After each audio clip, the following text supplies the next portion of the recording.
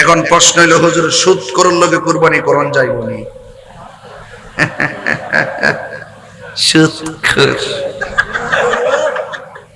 মহাজন সুদখোর সুদখোর গত 2.5 বছর কোন মৌলবী ডরে ও সুদের ওয়াজ করছে না, একমাত্র তাহিরি সারা। আমেরিকাতে কেডা মইরা বার্ষিকীর সুখ বার্তা জানায়, আর আমার হামে 400 বাচ্চা মরে গেছে হসপিটালে, দেখবার লাগো কেউ না।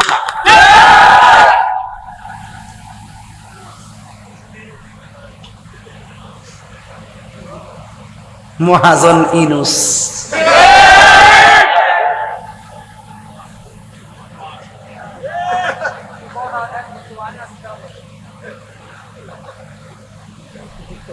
আমার জীবনে বহুত মানুষ দেখছি, অভিনয়ে সেরা রে, কান্দার বান করে চোখে পানি পড়ে না, এমন তো কথা আমার ছাত্ররা ব্রেন্ডারে ওয়াশ করাইয়া দেশটারে 52 হাত তলে নিয়ে ডুয়াইছে।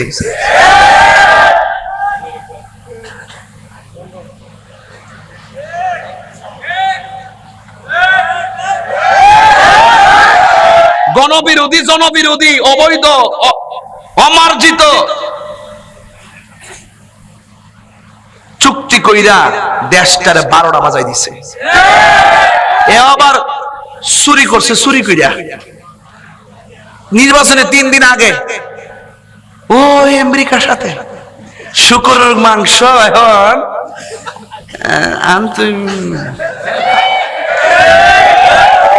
আমদানি করতেই হবে। আমরা হুজুর দি কই, এখন আর কেউ কথা কয় না।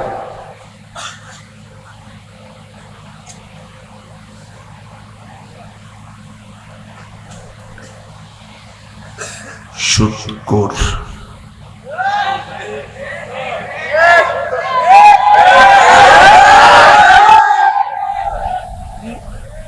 কথা কি ক্লিয়ার না ভেজাল আছে?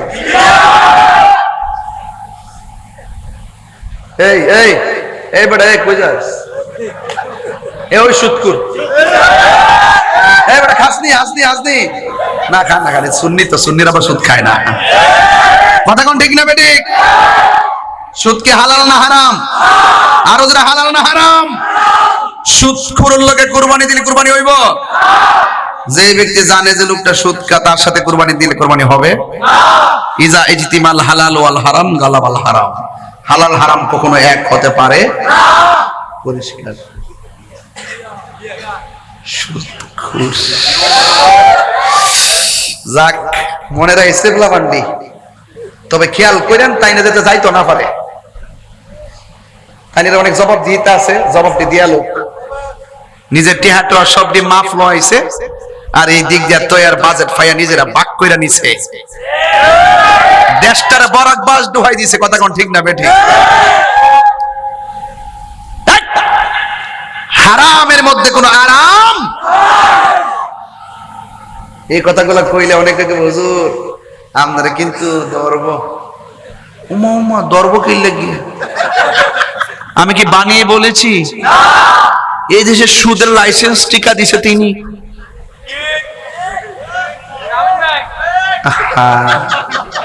আর আমার পটিয়ার ইসলামী ব্যাংকের আমার পোলা পান্ডিরে অযথা ষড়যন্ত্র কইরা তাদেরকে চাকরি থেকে বের করে দিয়েছে। এই পটিয়ার মানুষ হাত তুলে বলো ঠিক না বেঠে? এটার জন্য সম্পূর্ণ ইন্টারিম গভর্নমেন্ট দায়ী। কথা বলেন ঠিক না বেঠে?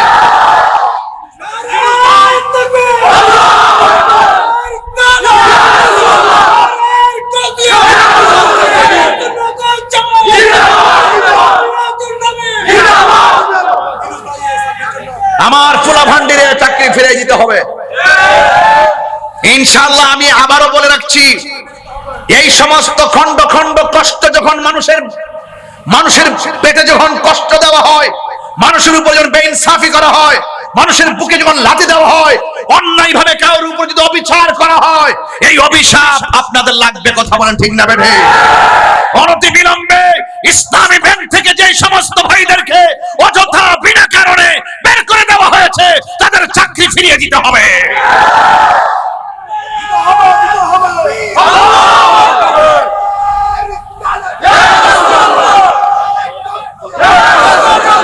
যাক, আর বেশি বললাম না, তবে কথা একটা বইলা যায়, স্টেজে উঠছি 2 ঘন্টার উপরে বসছি, এখানে প্রায় 2.5 ঘন্টা।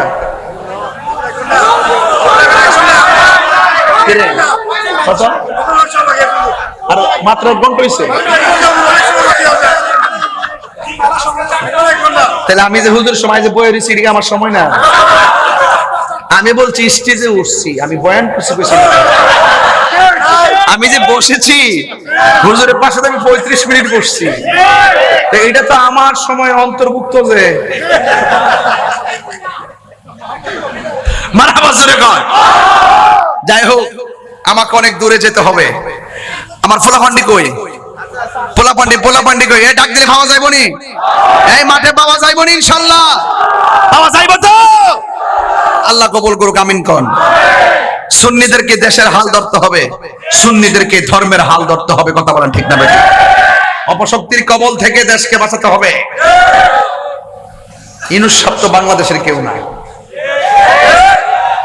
ওনার একটা মেয়ে দেখছি গান গায়, আমার শরম লাগছে দেখুন না। নামটা কত সুন্দর, নামটা কত সুন্দর। এখন তার আক্রমণ থেকে বাঁচবার লাগে সব মানুষ দোয়া ইউনুস পড়তেছে।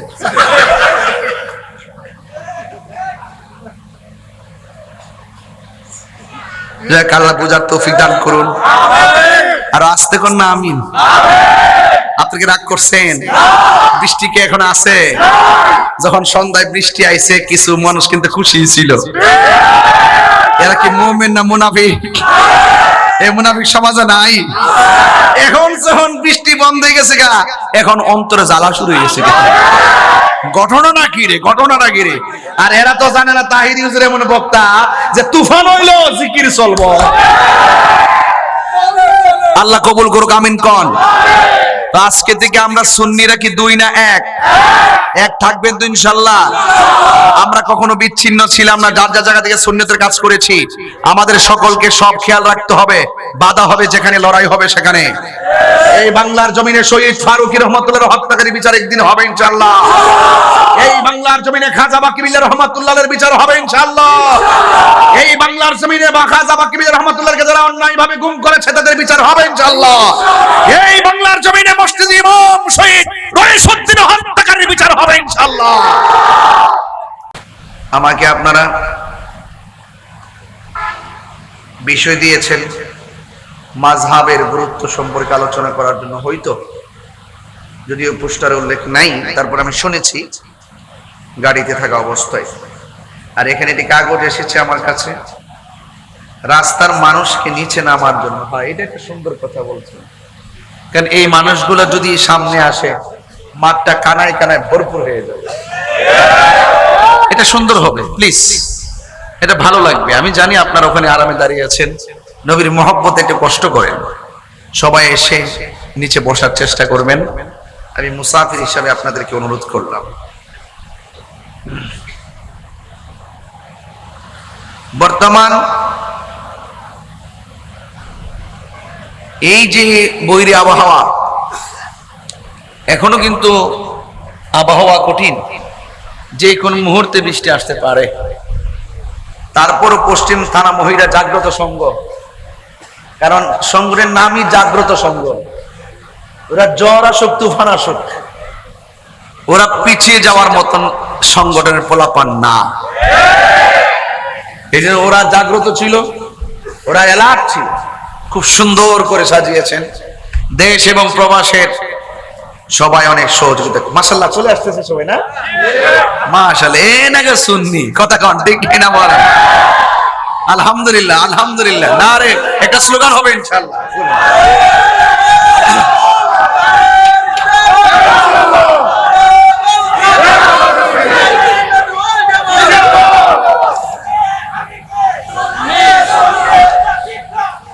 সবাই বলে মারহাবা। যাই হোক, আলহামদুলিল্লাহ, রাত্র প্রায় 12টা। আমি আগামীকাল সিলেটের দিকে যাব। আমি তো অনেক ব্যস্ত থাকি, এরপরও আপনাদেরকে দেখলে অনেক ভালো লাগে। কারণ চট্টগ্রাম আসলে আলাদাভাবে ভালো লাগে, কারণ আমরা হইলাম সুন্নির ঘরের সুন্নি, ঠিক কিনা ভাই? ঠিক। তো আপনারা যারা এখানে এসেছেন, আমি দেখেছি একটা ব্যতিক্রম দৃশ্য। আসার সময় দেখেছি অনেক মা বোনরা পর্যন্ত বাড়ি করে ওয়াজ শোনার জন্য রেডি আছে, তাই না? অনেক মা বোনরা আলোচনা শুনেন। আমাদের বিশেষ করে থানার প্রশাসন মহোদয়গণ ওনারা স্টেজে আছেন, আর এই যে একজন আছে আমার দেশি মানুষ, কিন্তু আমার দেশি একই ইউনিয়নের, এবং ওনার যে এলাকাতে পাগাসম, এটার পাশে চাঁদপুর, একদম 1.5 মিনিটের রাস্তা, ফুলবাড়িয়া, চাঁদপুর, পাগাসন। এখানে হলো চাঁদপুর হইলো আমার নানার বাড়ি, মুন্সিবাড়ি। মারহাবা, আমার নানার বাড়ির লোক, ঠিক আছে? তো আলাদা একটা সম্মান আছে, আছে না? ইনশাল্লাহ। সবচেয়ে বড় কথা হলো আমরা দেশি, সবশেষ কথা হলো আমরা বাংলাদেশি। একজন আরেকজনের সঙ্গে ভালোবাসার মাধ্যমে দেশটাকে সাজাতে চায়। কথা বলেন ঠিক না বেটে? যেখানে কোনো ধরনের রাহাজানি থাকবে, কোনো ধাক্কা ধাক্কি থাকবে, কোনো কাটাকাটি থাকবে, কোনো হিংসা থাকবে, আমরা উদারতার মাধ্যমে দেশটাকে সাজাতে চাই ইনশাআল্লাহ। আজকের এই মাহফিল আমি যখন ইশারের নামাজের পর প্রায় 9টার সময়ও, 8টার পরে হবে, 9টার আগে দেখি যে বৃষ্টি পড়তেছে, আর কমিটির ছেলেগুলো দাঁড়িয়ে আছে মাঠ পুরা খালি খালি খালি। কিন্তু এই যে একটি নিয়ামত, আল্লাহ যে বৃষ্টি বন্ধ করে আমাদেরকে কথা বলার সুযোগ দিয়েছেন, ওই সময় যে বৃষ্টিটা আসছিল, এই বৃষ্টি যদি এই মুহূর্তে আসতো, আমি কি ওয়াজ করতে পারতাম? এটা তো খোলা মাঠ, তো ওয়াজ করতে পারতাম? তার মানে বোঝা গেল আল্লাহ যা করেন, আল্লাহ যা করেন, আল্লাহ পরীক্ষা তো করবেনই। আল্লাহ পাক অনেক ভাবে পরীক্ষা করে। আল্লাহ বলছেন, লা তাকনাতু মির রাহমাতিল্লাহ, তোমরা আমার রহমত থেকে নিরাশ হইও না। কথা বলেন ঠিক কি না? বৃষ্টি দেওয়ার মালিক কে? আল্লাহ। এই বৃষ্টি কখন হয়? আল্লাহ যখন খুশি হয় তখন তিনি বৃষ্টি নাজিল করেন। এর চাইতে যখন বেশি খুশি হয় তখন মানুষের বাড়িতে মেহমান পাঠায়। তো আজকে খবর নিয়ে দেখেন, পশ্চিম থানা মহিলা প্রতি ঘরে ঘরে মেহমান আছে, আছে কি না? খবর নিয়ে দেখবেন মেয়েরা চলে আসছে, নাতিরা চলে আসছে, অনেক আত্মীয় স্বজনরা এসে গেছে। তাইলে আপনারা তো, হ্যাঁ, মা বোনদের জন্য প্রজেক্টের ব্যবস্থা আছে। এরপরে আল্লাহ যখন তার চাইতে বেশি খুশি হয়, বান্দার ঘরে কন্যা সন্তান দান করে। তাহলে বৃষ্টি আসলো আমরা বেজার, মেহমান আসলো আমরা বেজার, মেয়ে বেশি হলো বেজার। আল্লাহ যেখানে খুশি আমরা বাস। আল্লাহ আমাদেরকে ধৈর্যের সাথে প্রত্যেকটা স্টেপ মোকাবেলা করার তৌফিক দান করুন, আমিন।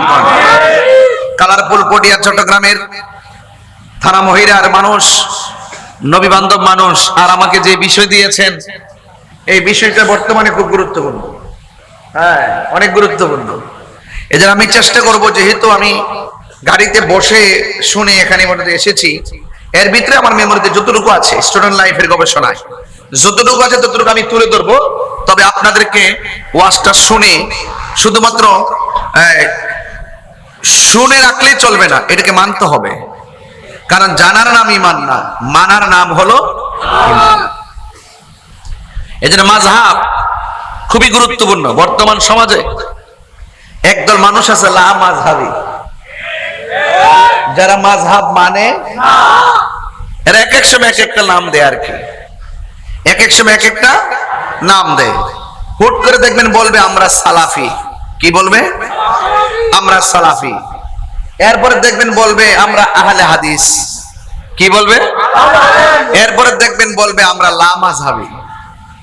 এদের নাম এক এক সময় এক একটা। আমি বিরোধিতা করতেছি না, নামের বিরুদ্ধে করতেছি না, কাজের বিরুদ্ধে হবে কিছুক্ষণ পরে। আবার দেখবেন আরো ভাইয়েরা আছেন, এরা কোন এক সময় ছিল খারিজি মাদ্রাসা। এরপর যখন ইতিহাস থেকে এটা একটি নিন্দনীয় ভাষা, নিন্দনীয় গোষ্ঠী খারিজি, তখন তারা এই নাম পাল্টে আবার করছে কওমি। কি বলছে? কওমি। এক এক সময় এক একটা নাম দেয়। আমি নামের বিরুদ্ধে করছি না, সিস্টেমের বিরুদ্ধে করতেছি। কিন্তু আমরা জন্মের পরে নাম দিছি সুন্নি, এখনো কথা কয় না। নাম দিছি সুন্নি, এখনো আগামীকালও মরার আগেও মরার পরেও। ঠিক আছে তো? ইদানিং অনেকে আমাদেরকে অনেকে ওহাবি বলে, অসুবিধা নেই, ওহাব মানে আল্লাহর নাম।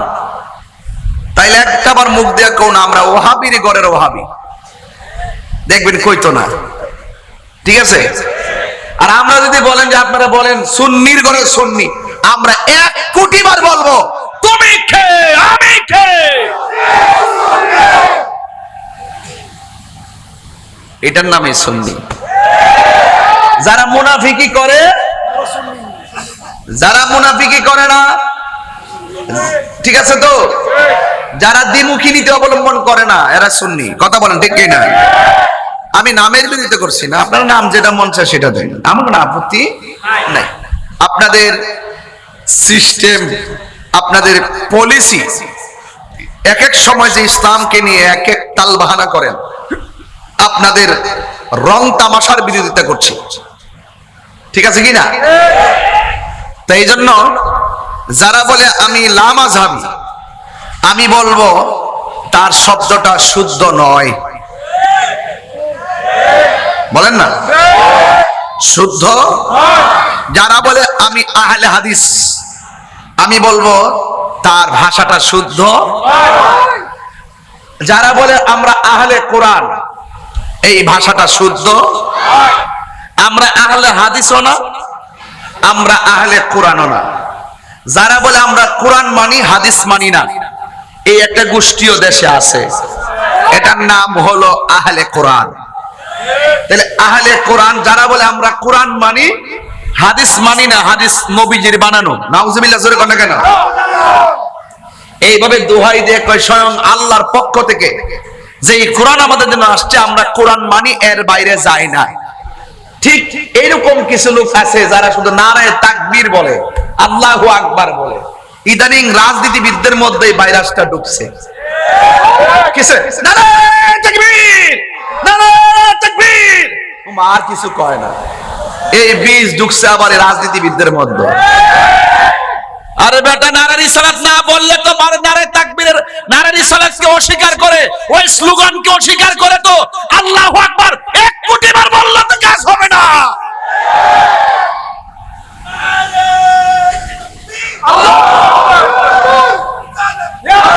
হুজুর, হুজুর, আমি আমার মাকে খুব সম্মান করি, আব্বারে দেখতাম পারি না। ব্যাপারটা কেমন লাগে না? কথা কন না, ব্যাপারটা কেমন লাগে কিনা কোন? তো আল্লাহর হুকুম, একটা হলো ওয়াহদানিয়াতের স্লোগান, আর একটা হলো রিসালাতের স্লোগান। এক এক দল রাজনীতি করে কয় আমার দলের আদর্শের স্লোগান, কয়নি? আর দল পাইলা কারো সিলাই, দেশ পাইলা কারো সিলাই, জগৎ পাইলা কারো সিলাই, আসমান পাইলা কারো সিলাই, জমিন পাইলা কারো সিলাই, আরশ পাইলা কারো সিলাই, কুরসি পাইলা কারো সিলাই, সিন্নি খাইলা কার দ্বারা মোল্লা ছিল্লা না। নবী যদি না হইতো কিছুই তো হতো না। আর সেই নবীর স্লোগান দেওয়া যাবে না। কি বলে কয়? মসজিদের মধ্যে মেহরাবে লা ইলাহা ইল্লাল্লাহর পাশে মুহাম্মাদুর রাসূলুল্লাহ লেখা যাবে না। এরপর আপনি তারে বলবেন মুসলমান। শুনেন, জেনারেল যারা আছেন তারা তো এত বিশদ ব্যাখ্যা বুঝে না। মনে করছে মাথা জন টুপি আছে, মাঝে তো নামাজ জন পড়ে, ড্রেস ডোর সাদা, দেখতে আল্লাহর ওলির মতো। মনে করছে এরাই তো সুন্দর নামাজ পড়ে, হাফিজি মাদ্রাসা আছে, অনেক কিছু আছে, বোঝা যাইতেছে যে এরা আল্লাহর ওলি। কিন্তু সাধারণ জেনারেল যারা, তারা তার হাকিকত বুঝে না। ওরা যা চোখে দেখে তাই বিশ্বাস করে। কিন্তু ইসলামের যদি বিশদ ব্যাখ্যা আপনি না জানেন, যারা নারায়ে তাকবীর আল্লাহু আকবার স্লোগান দিবে আর নারায়ে রিসালাত ইয়া রাসূলুল্লাহ বলবে না, এটাকে ঘৃণা করবে, এই রিসালাতের স্লোগানের প্রতি বিদ্বেষ করবে, সে ইমানদার হবে দূরের কথা, মুসলমানই তো হতে পারে না।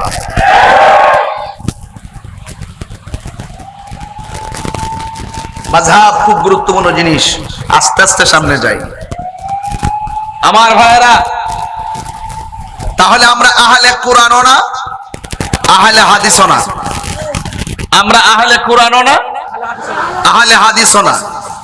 যারা বলে আমরা আহলে কোরআন, আমরা কোরআন মানি হাদিস মানি না, এরাও ভ্রান্ত। যারা বলে আমরা সহিহ হাদিস মানি, 86টার 6টা গ্রন্থ মানি, এর বাইরে যে গ্রন্থগুলো আছে সেগুলো মানি না, এর বাইরে যে হাদিস আছে এগুলো মানি না, তাদেরকে বলবো এই 86টার 6টা গ্রন্থের বাইরেও আরো একাধিক সহিহ গ্রন্থ আছে, হাদিস গ্রন্থ। তোমরা যদি ওইগুলোকে না মানো, ওই হাদিসগুলো কি বাদ? খবরদার। এই জন্য আমরা হাদিস মানি না, আমরা মানি সুন্নাহ। আমরা কি মানি? এমন কিছু হাদিস আছে যেগুলো হাদিস সহিহ, কিন্তু আমাদের জন্য মানা ফরজ না। বুঝতে পেরেছেন? এই জন্য আল্লাহর হাবিব সাল্লাল্লাহু আলাইহি ওয়াসাল্লাম বলছেন, আলাইকুম বিসুন্নতি ওয়া সুন্নাতিল খুলাফা'ir রাশিদিন আল মাহদিয়িন। আমি নবীর পথ, আমার খুলাফায়ে রাশিদিনের পথ, হেদায়েতের পথ। বুঝতে পেরেছেন? এই জন্য আমার ভাইয়েরা, মাযহাব খুবই গুরুত্বপূর্ণ। মাযহাব অর্থ কি? মাযহাব অর্থ হলো পথ, মাযহাব অর্থ হলো রাস্তা। মাযহাব অর্থ কি? রাস্তা, পথ। আর তাকলিদ মানে হলো অনুসরণ। মাযহাবের পথকে অনুসরণ, মাযহাবু তাকলিদুন ওয়াজিবুন, মাযহাবকে অনুসরণ করা ওয়াজিব। ইসলামের মূল ভিত্তি হলো 4টা। একটা হলো কোরআন, 2 নম্বর হলো সুন্নাহ, 3 নম্বর হলো ইজমা, 4 নম্বর হলো কিয়াস। কোরআন, হাদিস, ইজমা, কিয়াস। বলেন কোরআন, বলতে হবে কোরআন, হাদিস, ইজমা, কিয়াস। এই 4টাই কিন্তু শরীয়তের দলিল।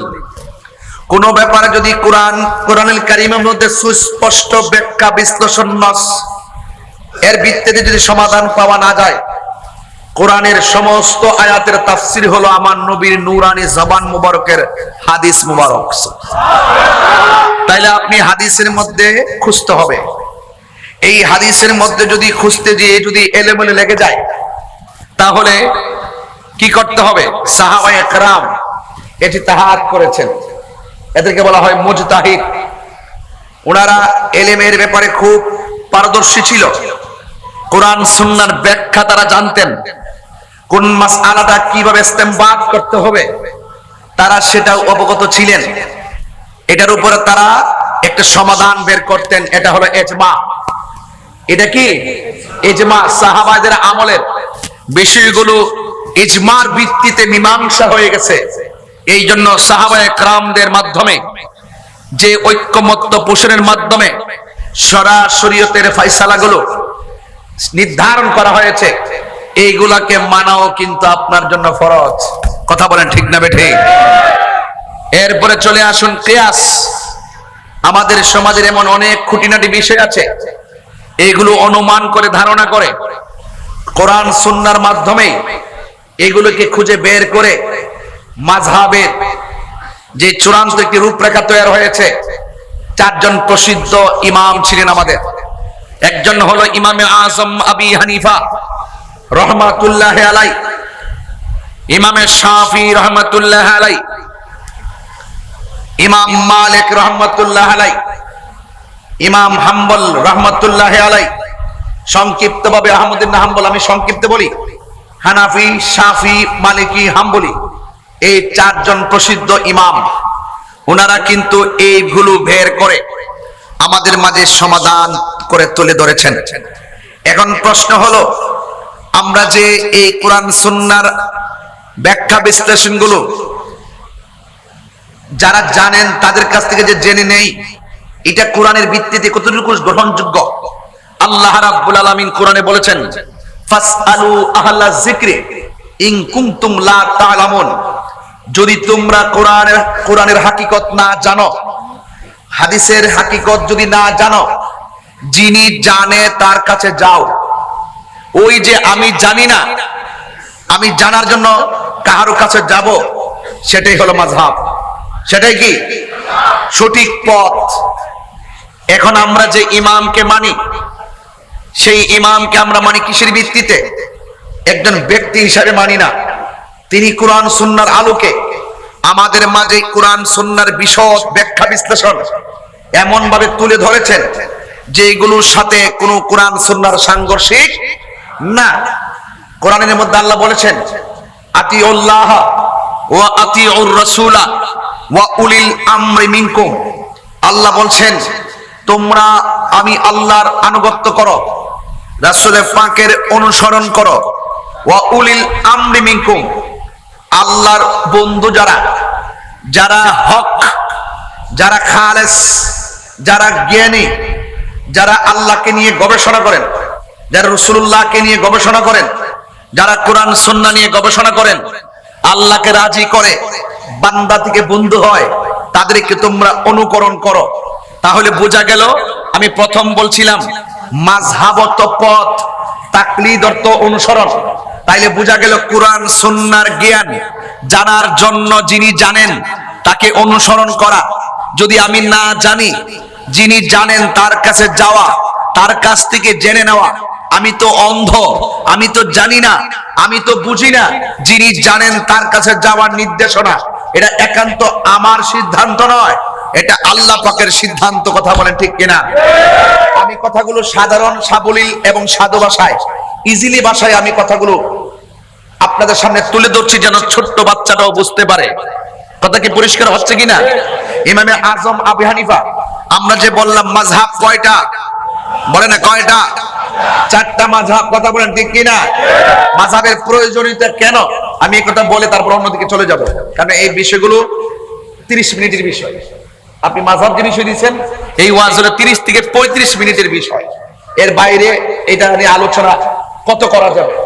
এরপর আপনি যদি এক একটা দেন, বেতের দেন, তারাবি দেন, কেন কোনটা কিভাবে পড়ো, মাসালাগুলো দেন, এটা হলো ভিন্ন একটা এজেন্ডা। আমি মাযহাবটা বোঝাচ্ছি। তাহলে এখন আমরা যে বললাম মাযহাব কয়টা, আপনারা মনোযোগ আছে? এই কথাগুলো বোঝার দরকার আছে। বলেন ইসলামের মূল ভিত্তি কয়টা? বলেন কোরআন, বলেন কোরআন, হাদিস, ইজমা, কিয়াস। কোরআন অস্বীকার করতে পারবেন, হাদিস অস্বীকার করতে পারবেন, ইজমা অস্বীকার করতে পারবেন, কিয়াস অস্বীকার করতে পারবেন, এগুলো শরীয়তের দলিল অস্বীকার করার কোনো সুযোগ নাই।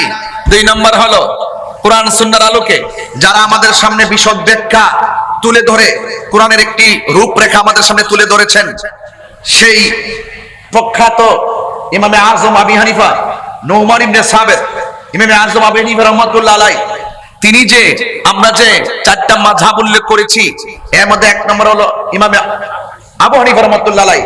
আমরা কিন্তু হানাফি মাযহাবের অনুসারী। কথা বলেন ঠিক কিনা? একজন যদি বলে আমি 4 মাযহাবই মানি, এটা শুদ্ধ নয়। আপনি যে কোনো একটা মানতে হবে। 4 মাযহাব মানলে ইবাদতের মধ্যে গন্ডগোল লেগে যাবে।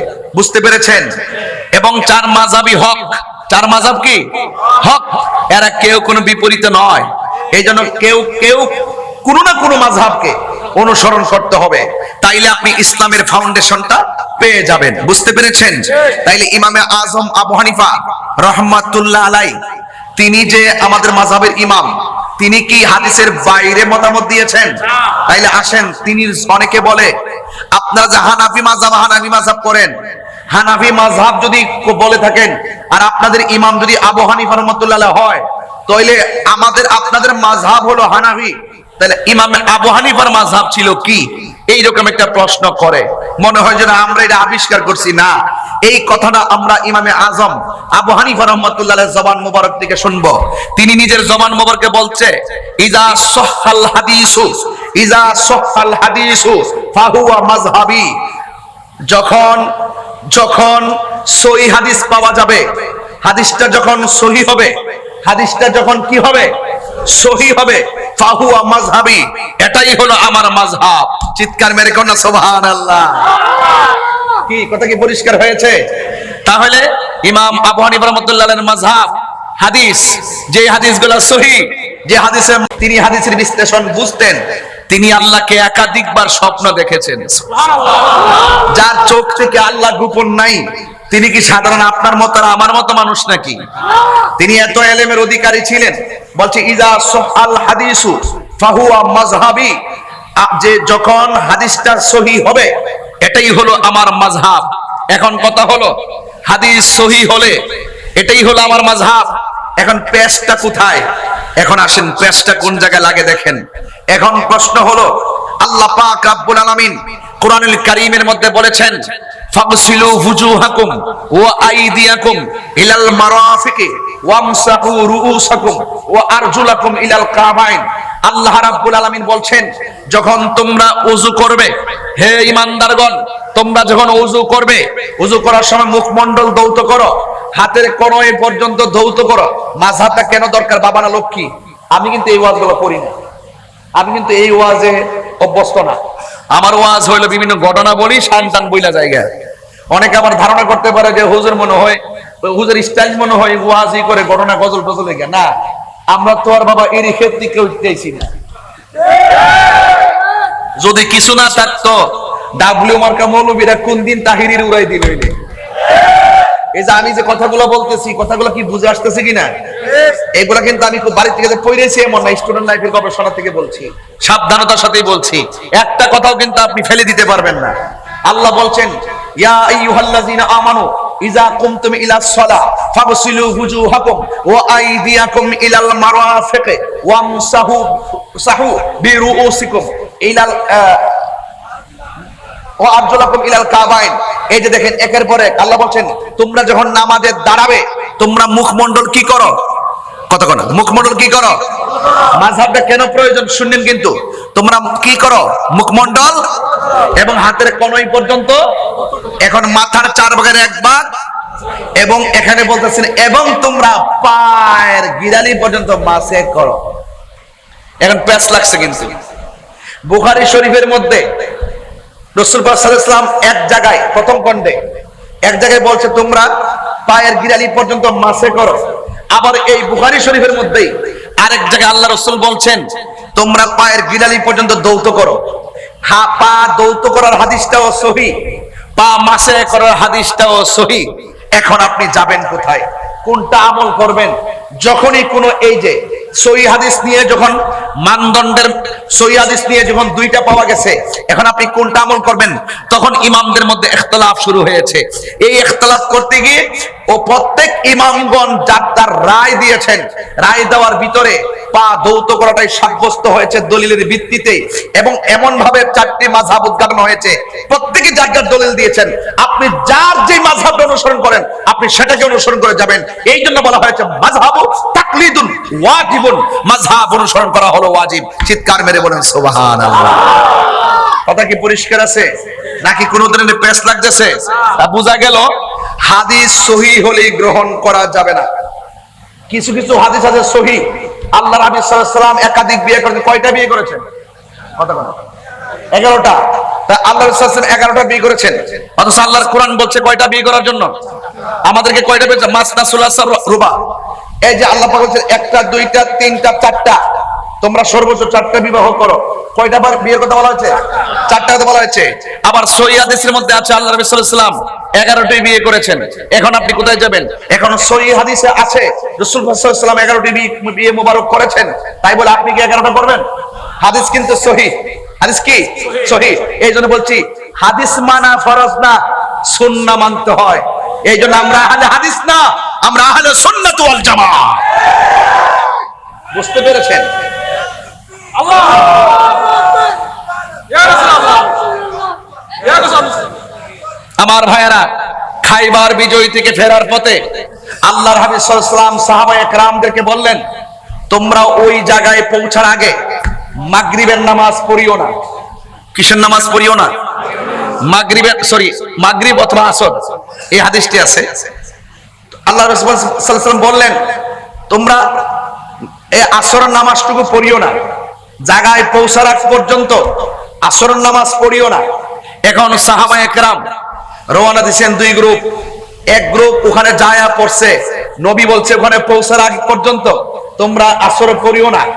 আর এই দিকটা সাহাবায়ে কেরাম আরেক গ্রুপ বলতেছে রাসূল পড়িও না বলছে, নামাজের সময় তো চলে যাচ্ছে, ওখানে গিয়ে পৌঁছতে পৌঁছতে তো নামাজের সময় চলে যাবে, এখন টাইম মতো নামাজ পড়তে হবে।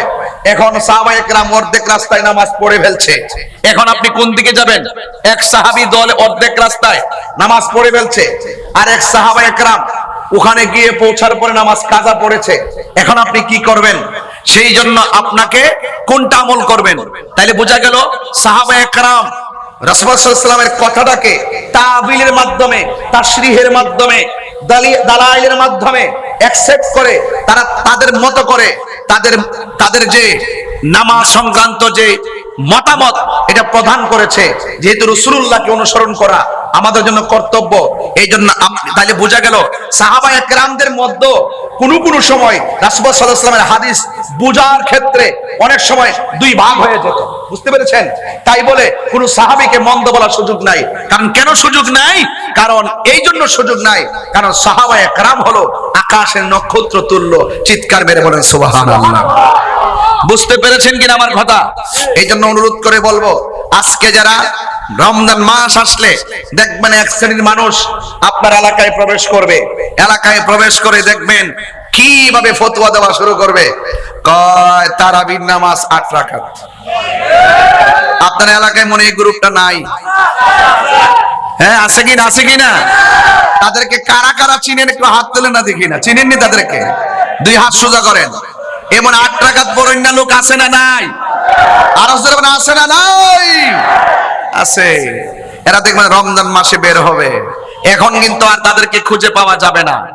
এখন তাদেরকে খুঁজে পাওয়া যাবে না।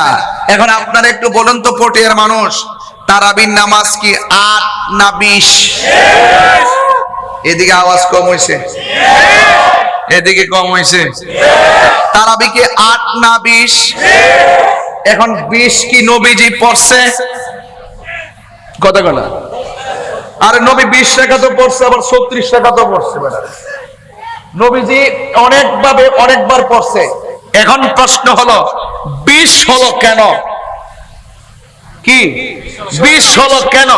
20 হলো এটাই, সাহাবায়ে কেরামদের মধ্যে একজন সাহাবী যার ব্যাপারে আমার নবী বলেছেন, আমার পরে যদি কোনো নবী আসতো তাইলে সেই নবীটা হয়তো হযরত উমর। উমর রাদিয়াল্লাহু তাআলা আনহু দেখলেন আল্লাহর হাবিব এক এক সময় এক এক রাকাত পড়ছেন, এক এক ভাবে পড়ছেন, 20% 36%, এক এক সময় এক এক রাকাত পড়েছেন। রাসূল কেন পড়েছেন?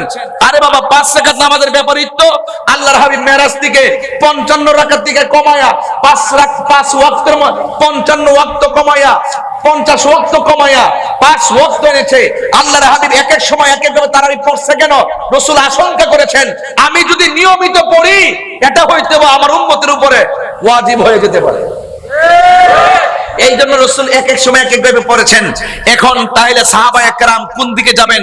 সাহাবায়ে কেরামের মধ্যে একজন সাহাবী হযরতে উমর ফারুক রাদিয়াল্লাহু তাআলা আনহু, তিনি 20 রাকাত তারাবির জামাত সহকারে পড়লেন। আল্লাহর হাবিব এসে দেখলেন তিনি 20 রাকাত জামাত সহকারে পড়লেন। তখন আল্লাহর হাবিব সাল্লাল্লাহু আলাইহি ওয়াসাল্লাম বললেন, হে উমর, তুমি কতই না সুন্দর রীতি চালু করেছো। রাসূল এটাকে সমর্থন দিয়েছেন।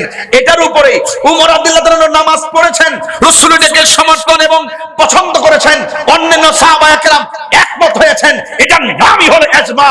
সাহাবায়ে কেরামের মাধ্যমে যে ইজমা হয়েছে, ইজমাকে অনুসরণ করা উম্মতে মুহাম্মাদের জন্য কর্তব্য। কথা বলেন ঠিক কিনা?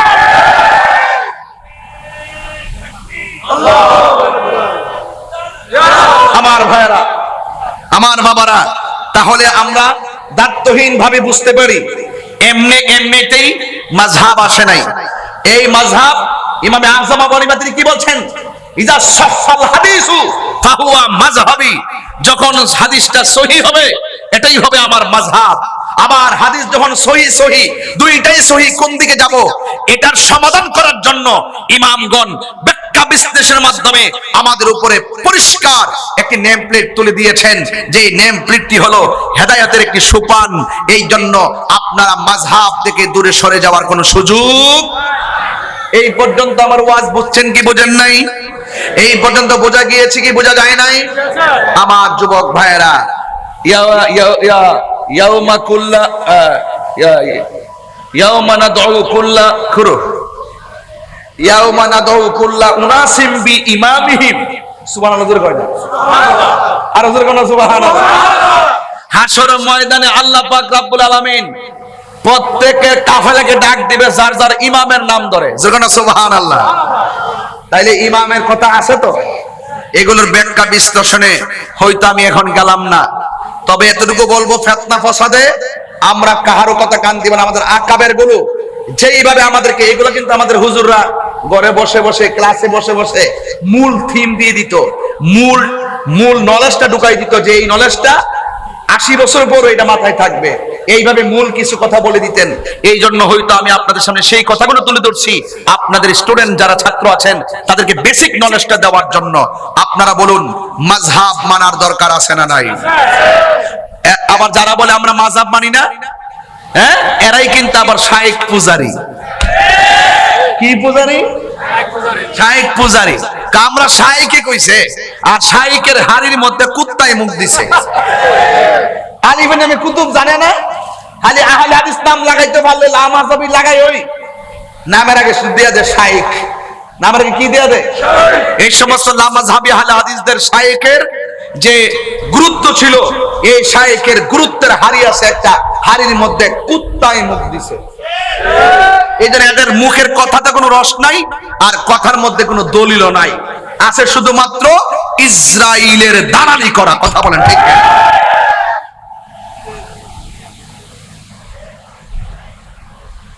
আমার মনে হয় কথা কই আওয়াজ কইলে আপনারা শুনেন, দেখা যায় মোটামুটি তো ওয়াজ হয়ে গেছে, এখন দোয়াটা করে চলে যাই। বলেন মারহাবাগণ।